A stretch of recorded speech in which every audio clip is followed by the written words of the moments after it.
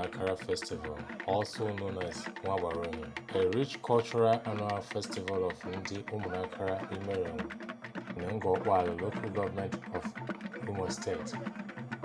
This year's Ndiche was held on the 4th of March 2022, and the crew of Igbo Knowledge TV was on ground to capture this historical, rich cultural festival.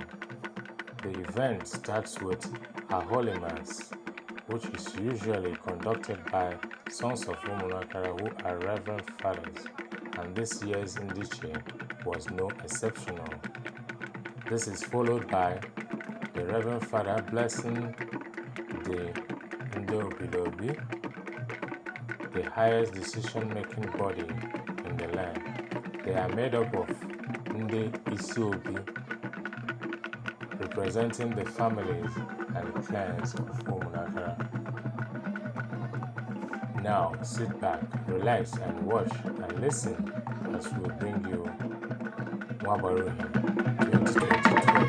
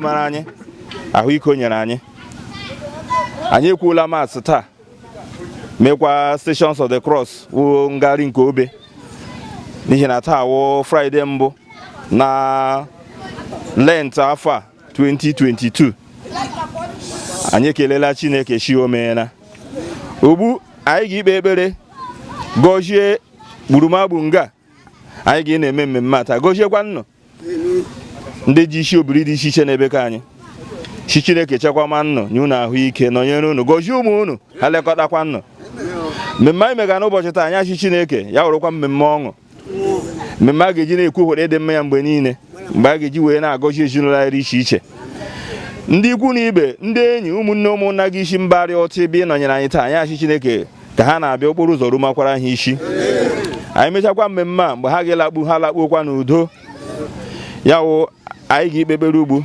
gọzizie ebe ka anyị n'ụzọ pụrụ iche gọzie nga anyị na-eme mmemme a. Between the 7 masquerades and the drums have different meanings, and he discovered that the biggest drum is the one people dance to a particular rhythm, so in a choreographic manner.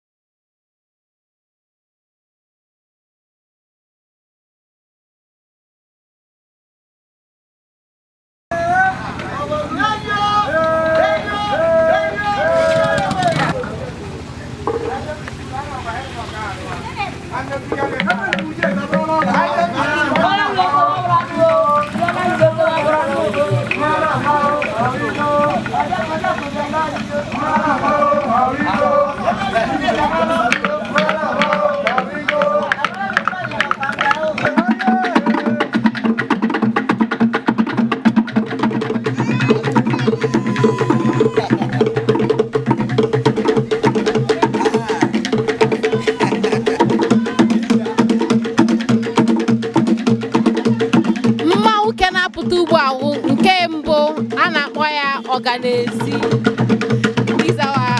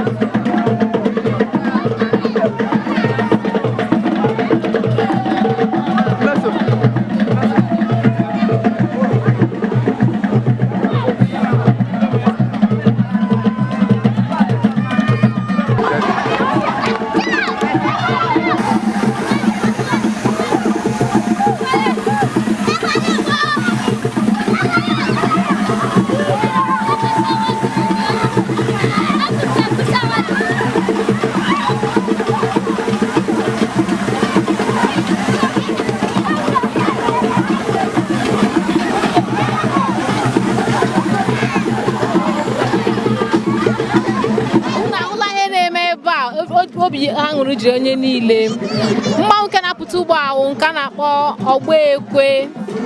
ọgba ekwe ihe ji mara ya ọ na-akpọ so lewenụ ha.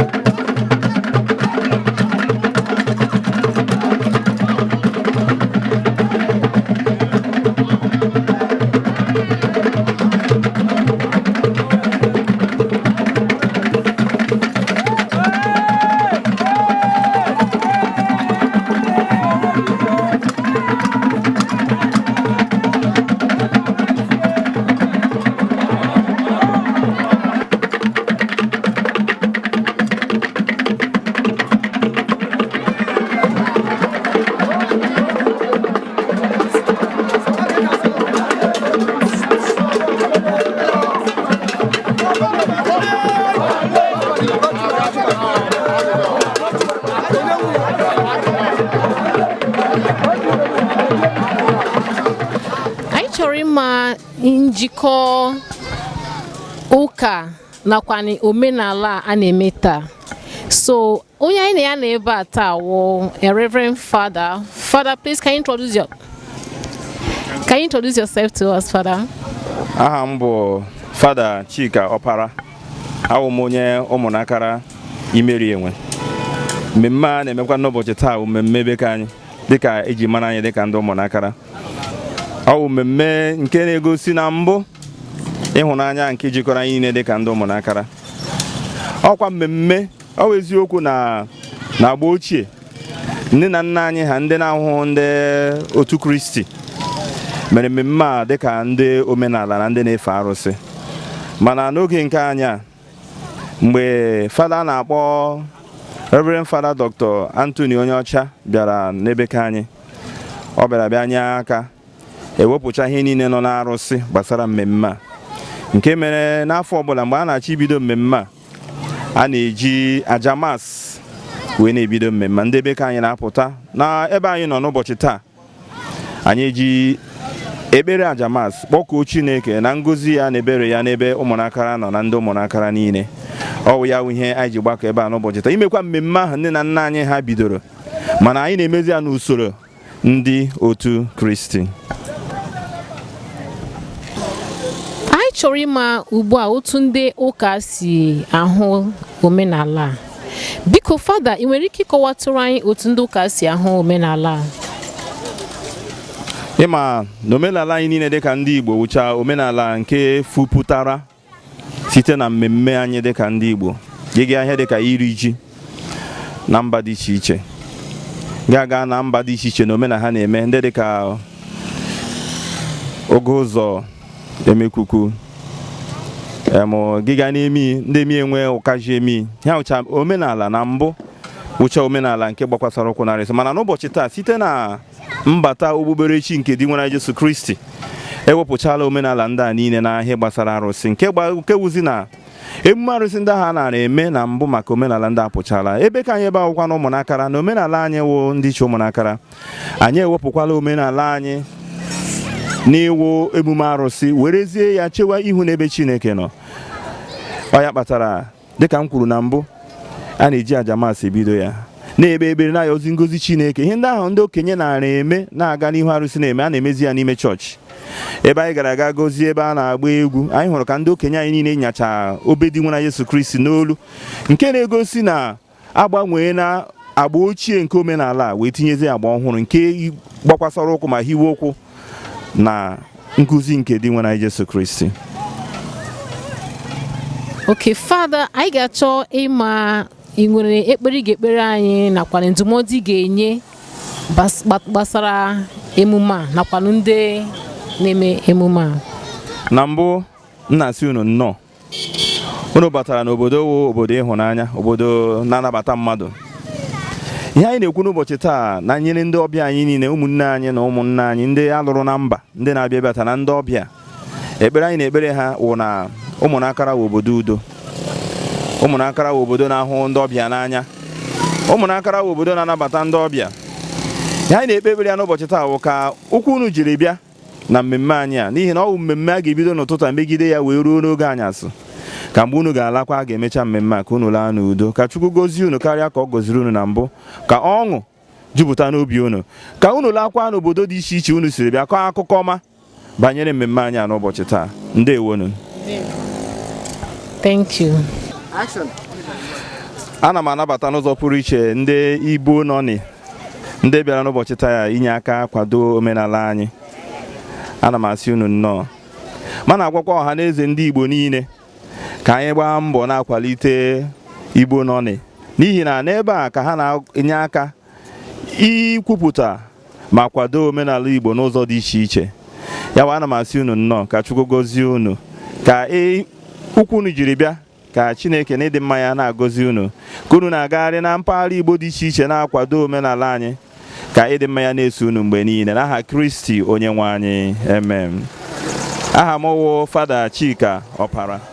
Eze birikwe o. Biri ma mbiri o. Ya dịrị gị mmanụ, ya gaziela gị. sa dịrịkwara gị na mma. Sa biko anyị chọrọ ịkọwaziere anyị onye anyị ma na iwu eze bụ achọrọ m ka o si gị n'ọnụ pụta ịkọwara anyị ọfụma sa. Ndewo.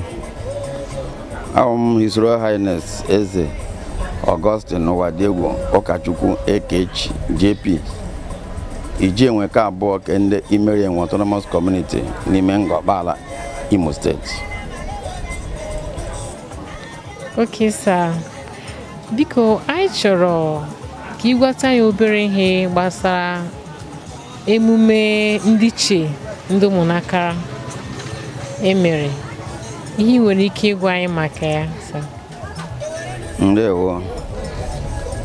Emume Ndiche Umunakara Imerienwe mega kemgbe echi gara aga. Ọ wụ omenafọ eji eme hapụrụ afọ ụlọ n'ime ọnwa abụọ bara ime ọnwa nke atọ afọ ụlọ eji eme omume omenala Ndi Umunakara n'ime otu ime obodo nọ Imerienwe community eji eme hapụrụ afọ eji eme ya ụmụ ihe niile na nje n'ụzọ ọ nọ na amaja alọ bịa mee ihe gbasara eji ekpu mmanwụ eji eme akụ egwu agba avụ akpụkpọ ọbịa iji jida omenala ndị bekee chọrọ culture Ndi Umunakara Imerienwe eji eme afọ niile mba niile ya bịa ụmụ ihe niile nje n'ụzọ o nwere ndị chịkwa Amerịka lọ ndị chi London lọ ndị ka na Abuja Lagos Owerri Enugu eji alọcha ọ dị mma kọwashi ọtụtụ oge Ndi Umunakara eji alụla for Christmas celebration anaghị alọ eji eche emume a na February or March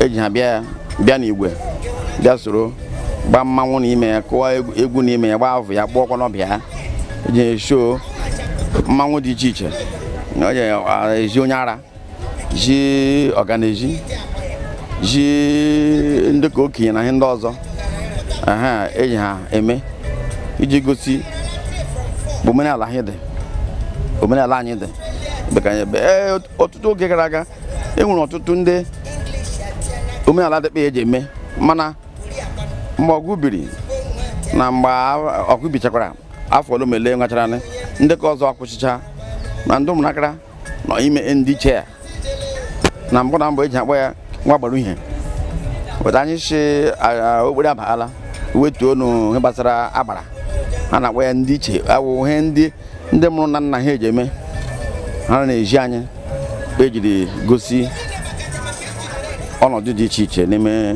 Imerienwe anyị mega kemgbe echi gara aga a na-eke afọ ya bịa baa a weekend even Monday wụ n'ogo area eji anụ stay at home a ga-emechakwa ya mweri ya Monday ke anyị bịara taa anyị mechaga ngị na anyị bịatara bido kewu omenala ke ihu ya eji akpụ ihu ya ndewo nọ ndewo sa biko anyị chọrọ ka ịgwọta anyị obere ihe ka otu isi hụ emume a.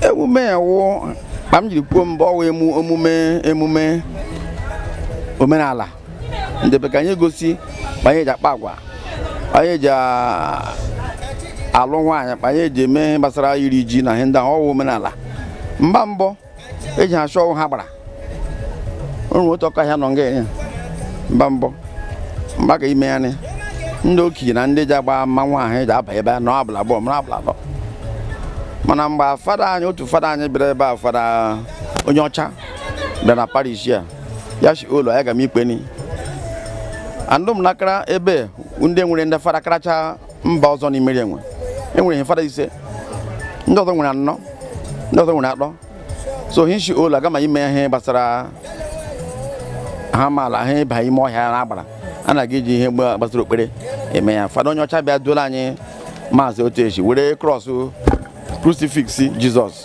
domara anyị ọgbakọrọ nga ekpe ekpere nga ahụ eji m na ejili ọhịa eji m na mkpara arụsị ọgwụrụ ọ na-awụ ihe gbasara ihe Chineke so onye ọbụla ji eme ya ma fada ịhụ na fada chi ngị blaka fuje ha niile mara achọ ihe gbasara Chineke eji m na-eme ya ihe gbasara maala so ọ ihe mere anya nwakwana ụkwa ndị uwe onye eze na ndị ịsafụkwanụ ndị ebe ji ezukwa abịa bụ ime ya n'ọnọdụ ijiri eji ọnọdụ Chineke ọhụ ihe mere ọhụ mgbe ọ ji dị Ndewo. Ndewo. Biko eze, anyị chọtụrụ ka inyetu ndị lege ihe a otu ma ọ abụọ okwu ndụmọdụ banyere emume a. Ndewo. Emume a hụrụ emega nge. O nwere oge eji bido ya asị akọla uhie. Ya wụ eme na ngosi isi agala ebido ya. Isi oge ahụ ruo mgbe mere ya, onweghị ibe ya ga-esi okwu. Ya wụ ikwu okwu gbasara udo na Umunakara ruokwa n'Imerienwe. Onweghị onye ga-eso ọrụ, onweghị onye ga-ịlụ ọgụ, onweghị onye ga-ime ife mmanụ enwere ike aga eli ya tele mechaa. So o ji apa udo. Ọgwụkwa na Umunakara na ọgwụkwa Umunakara naanị, ọgwụkwa n'ụwa niile anyị ji n'Imerienwe na ahụ anyị ga na-eme ya n'Imerienwe. Ọ dịmakwa onye ihe ibe ya ga-eso okwu. Anyị na-ekwuchi mba ndị ọzọ tutu alụ ọgụ, mba ndị ọzọ nwechara emume eji eme, mana ọgụ ebelabịa bụrụ nwo ọchọ ndị Umunakara ndị kenye fọrọ. Anyị na-achị anyị ga-egba ndị ọzọ ha ebidokwa kehi, n'ihi na ndị Umunakara bido kehi ejila alụrụ ọgụ agaghị ije kọtụ ga nwanne mgbe gị aga ime ihe gị wute gba n'ibe gị. So eme ekpe ahụ na mba ndị ọzọ kwa n'Imerienwe ọ ga-ebutakwa udo. So anyị na-achị anyị ga-ebido ịgwa gị eziokwu, anyị ebidola ebido gbama ndị ọzọ ụmụ oye ama afọ Umunakara ha ibido ihe ndị nwere ike ji akpọ ụbọlị ama afọ ụmụnam ụbọlị ụmụnam eji emekwa ekpe ekwe eji eme ka ine a arụgu ụmụ oye anyị si anyị ga-ebido ekwe ya arụgu bido kehi nwaanyị dị ime ejila nga tutu ya eche oge kparakwa arụgu fụta ya eluo ya so that nwa na amafọ aga enwe nsogbu. So ụmụ ihe ndị anyị ga-ebido ya amafọ ga-ebidokwa kehi. O nwere ike ndị mmadụ ajakpọ ụdara ihe ndị ahụ jawo mgbe ọla ebidoro ya otu wiiki otu izu abụọ ị gaghị ịlụ ọgụ anyị gaghị esemokwu ha ọbụla. So ihe ndị ahụ jabụ aja udo. So anyị si anyị ga-ebidokwa ya na-agwakwasị ibile nwe mmemme kpa nkwa ndị mba ndị ọzọ kwa kutekwere ibidokwa kenyekwa na amụrụ from Imerienwe ndị chi Amerịka lụla hia chi nwa gị bịa were ihe ndị lagbuo ebe Amerịka na-eji nwo si Imerienwe nwere culture and culture anyị gbasara ụkwụ na ime udo na kọmuniti anyị. So ana m agwakwa ndị mba ndị ọzọ si kpe Imerienwe ji eme ya na Umunakara ji eme ya ibidokwa onye onwe ihe bara udo. O mere bịara ji akụ bọọlụ ya hụrụ akụrụ ebeghị ime ihe taa wụ nna m Okenze Tobias ụkọchukwu Ekechi ọ nwụrụ 2012 eliri ya Disemba 2012. Anyị hapụrụ afọ ọbụla anyị ji eme emume nche na ịkụ bọọlụ ndị Umunakara akụkọ ka afọ ya pa akọp cha anyị ga-egosi ụwa niile cha ihe para kọp Okenze Tobias Ukechukwu upe Imerienwe Unity Cup. Kọp ahụ wakọrọ Unity Cup ọ dị m udo mmekọta ndị youth na ndị nna ka ha nwee ike na-eme ihe ndị eji apa udo na kọmuniti. Ọgwụ o ji dị mkpa si aga na-eme ya akụọ bọọlụ eme ude ume ya o ji eme ndị mba ndị ọzọ na-agbara abịa na ndị bekee ji achọ ime enhance economic activities. Ndị nebara nga echile azụrụ ha mme na stores eriri ahịa is improving the economy. So ihe o ji dị mkpa a ga-achị mba ndị ọzọ ha jishi ike na-eme ihe ndị ndewo. Ndewo nna ndị Igbo Noli TV arụ na-agbalịla anyị nabara emume na kpanụ ji agbalịga na-abịa nakwa na-ekesa ọdịnala ndị Igbo. Ya wụ onye ndị na-agato Noli TV Igbo Noli TV agaghị na-ahụ omenala ndị Igbo. So ọ ga-adị mma anyị na-achị ihe na-abịa agbape n'IMO Noli TV na-amụta ihe gbasara omenala nakwa na-egosi ya ndị ọzọ nakwa na-egosi ya ụmụ ha hi na anyị na-eje na-eme ndị bekee chọọ posterity will not or we rather will agaghị anaba aha anyị mega or we keep posterity. Ndewo nna. Ndewo, yeah. Thank you very much. Thank you. God bless you.